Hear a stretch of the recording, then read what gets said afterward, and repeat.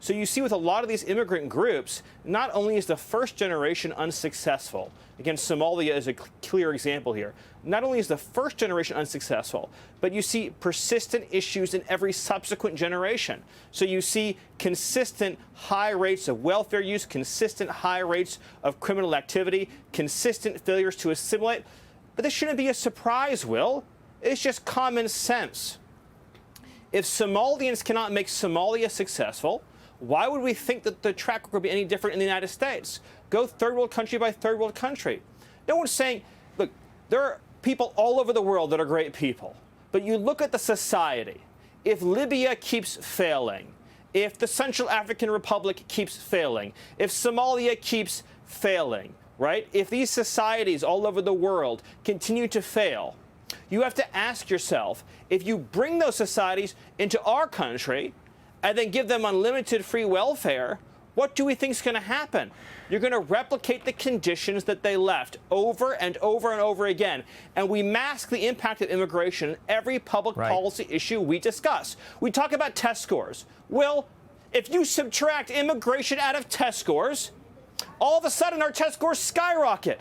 If you subtract immigration out of healthcare, all of a sudden we don't have nearly the size of the healthcare challenges our country faces. If you subtract immigration out of public safety, all of a sudden we don't have violent crime in so many of our cities. Issue after issue, we talk about these things as they just happen to us. The schools just suddenly fail. Violent crime just suddenly explodes. The deficit just suddenly skyrockets. These are a result of social policy choices that we made through immigration. If watching Fox News isn't bad enough, I feel like whenever Stephen Miller is on TV, I start losing brain cells. It's just, well, I mean, look, all right. So, he said a lot in that short time. And by the way, about 99% of it was false and has like no data to back it up. But I do want to focus on what he said about immigrant children and education, because I think it's fascinating. The National Assessment of Education Progress, the NAEP, does not list immigration as a cause of failing test scores in the United States, period. The federal data is pointing to something very different, okay? I mean, God, what do we always hear about forever? I mean, teacher shortages, funding problems, chronic absentees, and a long trail of pandemic learning loss, which I looked into, which is actually a thing. So those are the issues known to drive performance down at school. In the video you saw in the beginning, Stephen Miller says that if we subtract immigration, test scores would rise. But the NAEP does not measure immigration as a factor. It doesn't treat immigrant students as a group that, explains national performance. It doesn't say that immigration is pushing scores down. I mean, there is no federal database that I could find that shows a spike in results if students are removed. That is just not how NAEP works. So what the NAEP numbers do show us, and it's very well documented, okay, is that reading scores for 9-year-olds dropped 5 points between 2020 and 2022. Math scores fell 7 points in the same period, the largest drop in 50 years across grades. That's crazy, right?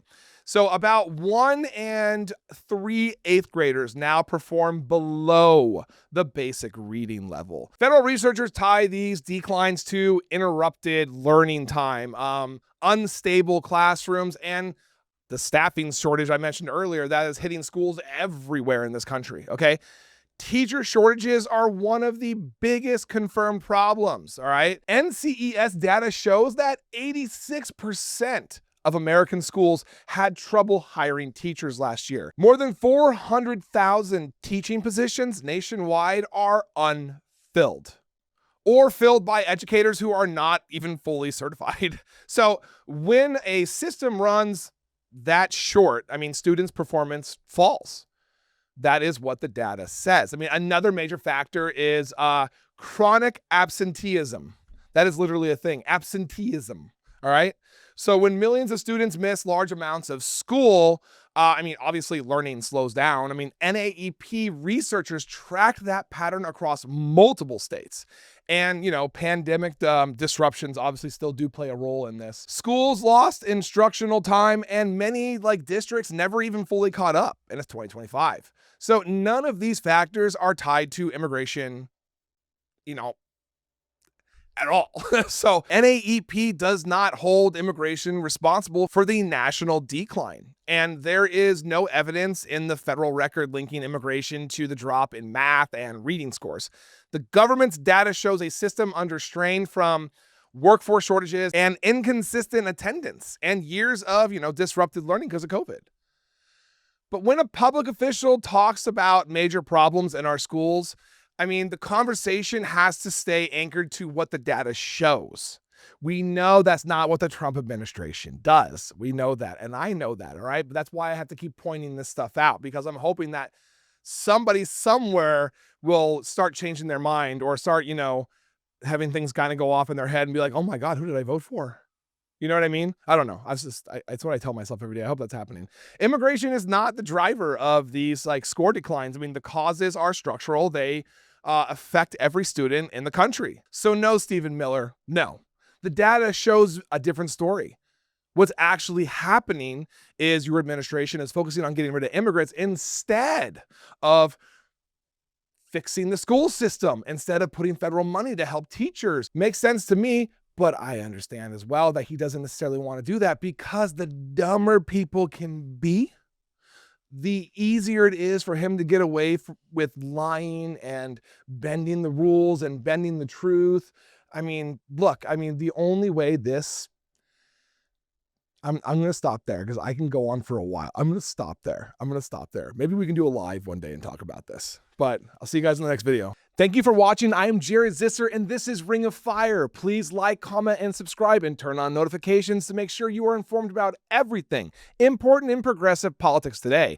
And if you are looking for fact-based, independent reporting all day, every day, follow me here on Instagram or here on Facebook. See you in the next video.